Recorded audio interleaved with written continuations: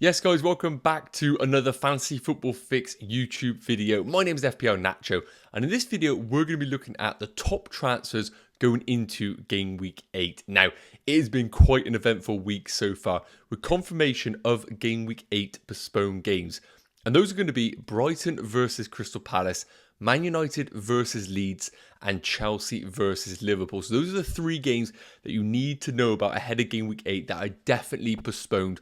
All the others at the time of recording are going to be carried out. So if that is going to affect your team, then this video is definitely for you, especially if you are currently sat there with triple up on Liverpool players. So if you are new around here, make sure you do consider hitting that subscribe button. And if you enjoyed the video, make sure you do drop a like. So guys, without further ado, let's get started.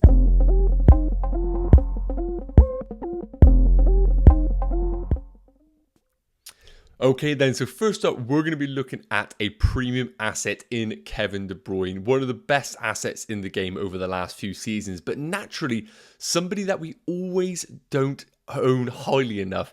Mo Salah always dominates it when it comes to midfielder ownership, Son of last season as well, and it always seems that Kevin De Bruyne just ticks over under the radar each and every game week, never goes over 20% ownership. However, I really do think that is going to change going into this game week. Now, of course, with the current status of the Liverpool game being a postponement against Chelsea, and then Liverpool coming into a tricky run of fixtures, it feels like if there's ever a time to go into Kevin De Bruyne, it feels like now is the opportunity. In particular, if you are either looking to sell Mo Salah or wildcard your team and have a bit of ownership in that Man City midfield. Now, at the time of recording, De Bruyne is currently the top 5 transferred out player, 50,000 transfers out. And of the transfers that Mo Salah are being sold, 43% of those transfers are doing Salah to Kevin De Bruyne. So you know that it is quite a popular transfer. Now, you can see on the screen here some of the stats so far from this season.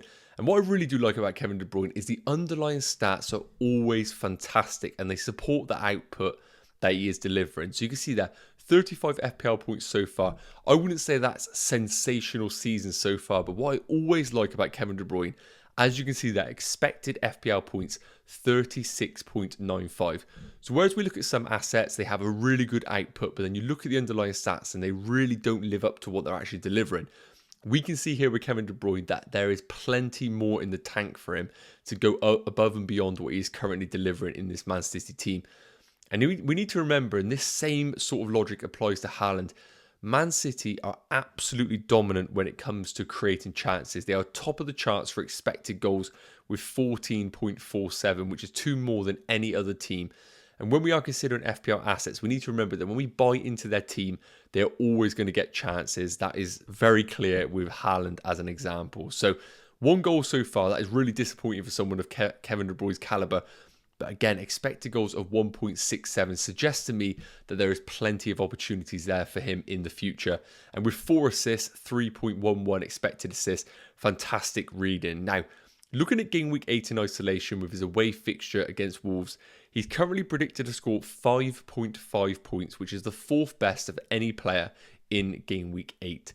And looking over the period that you can see on the fixtures here from game weeks 8 to game weeks 12, he's predicted to score 29.8 points, which is actually the 2nd best of any player. And that's actually above Mo Salah. Again, it's worth noting that, of course, Mo Salah doesn't have a fixture in game week 8. So that does slightly skew the projected points for him going forward. But with Kevin De Bruyne, I think it's a fantastic opportunity if you are looking to move Mo Salah out of your team to bring in and potentially hold over the next 3 fixtures at least.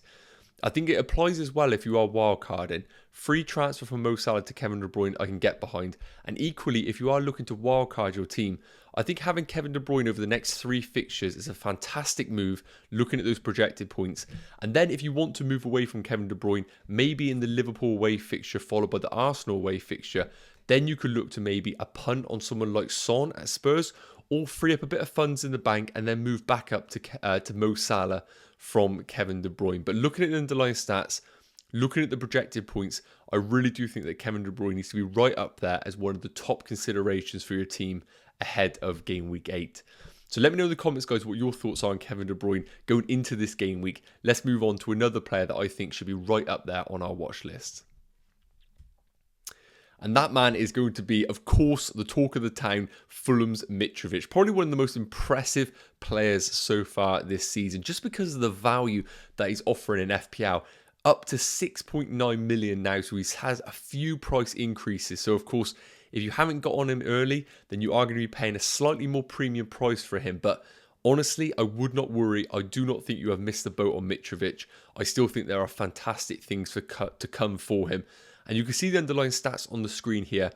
39 FPL points and an expected FPL points of 36.91. And I just want to remind everyone here that this is a player who has played against Liverpool, Arsenal, Spurs and Brighton, who obviously Brighton have been one of the best teams of the league so far. So for him to be putting up these sort of stats, you see 6 goals, 3.94 expected goals, against that sort of fixture run is really, really promising for what is to come. And just to look at some of the underlying stats, 3rd best for expected FPL points and 2nd best for expected goals, obviously behind Haaland, the absolute machine. So looking at the underlying stats here and what he has done so far in the opening 6 game weeks, I really do think that what we have seen can continue for Mitrovic going forward. What I think is fantastic about Mitrovic is, firstly, he's a talisman in that Fulham team. So the minutes are absolutely guaranteed. And the way that they do play is all about funneling chances through to Mitrovic. Secondly, he is, I wouldn't say a bonus point magnet, but we do know that if he does score, he is going to hog a lot of the bonus. So I think, whereas some players like Haaland, for example, Haaland's a poor example, other forwards who do score don't necessarily hog the bonus. So when they do score, it's only 4 points.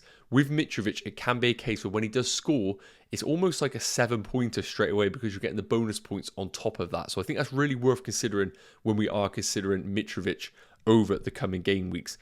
Now, as I mentioned, he's been through a really tricky run of fixtures and has done fantastic. And looking at the Fulham fixtures over the next 5 game weeks, they actually have the 5th best fixtures over this period. And looking at the price point of him so far, I think if you were wildcarding in game week 8 or game week 9, I honestly think I would go as far as saying that Mitrovic should be one of the top names on your list in the wildcard team. Now, I know it's very difficult to fit alongside maybe Gabriel Jesus, Haaland, but with the price point that right now, I don't see many other players that can provide this sort of FPL value in the team. Going down to 6.9 million, maybe from a Gabriel Jesus, is going to free up a few million in the bank to go elsewhere and upgrade the rest of your team. So you haven't missed the boat on Mitrovic. I still think there is fantastic opportunities for him going forward in the coming game weeks. And for me personally, he is right up there on my wildcard and transfer list for the coming game week. So let me know in the comments, guys, what your thoughts are on Mitrovic. I think he is a fantastic option in the next few game weeks. So let's look at our 3rd option going into game week 8. And that man is going to be Newcastle's Trippier, another player that has been in fantastic form so far this season, has seen a price hike as well, up to 5.3 million now. So well done to those owners that have held him through that period. I personally sold him for Kyle Walker, and I instantly regret it because I think with Trippier, the big thing about him is he has those extra strings to his bow for potential FPL points. He's on set pieces, and importantly, he is a massive attacking threat in this Newcastle team. Now, looking at his underlying stats so far, 30 FPL points, but 28.68 expected FPL points is really good reading for Trippier in this Newcastle team. Now, with Newcastle as a whole, in terms of a defensive unit, I would say that they have been slightly overperforming, it is worth noting. They've conceded 6 goals, but have an expected goals conceded of 8.26. Now, I want to caveat by saying that they have played Man City in that period. And whenever you play Man City, it always naturally skews your underlying stats because you are playing against an absolute machine of a team. So I just want to make that caveat there that while they are overperforming their expected goals conceded, one of those teams was Man City, who always post fantastic underlying stats. And what I am seeing from Newcastle is that they are a good defensive unit from the eye test perspective. They have a fantastic goalkeeper in Nick Pope, and they really do make it difficult for teams to score. So in Trippier, I see also not only attacking threat, but importantly, clean sheet potential.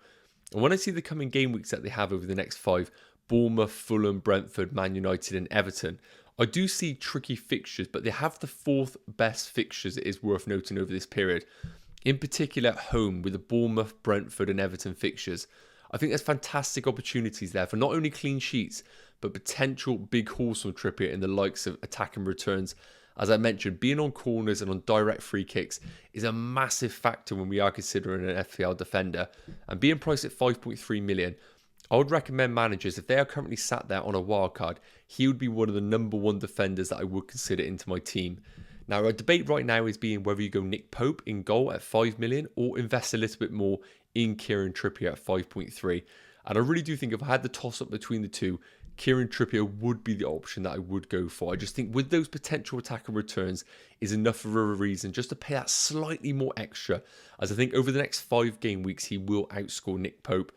And in terms of Newcastle as a defensive unit, I really do think that only one of them over the next 5 game weeks would be a really, really wise move in terms of FPL.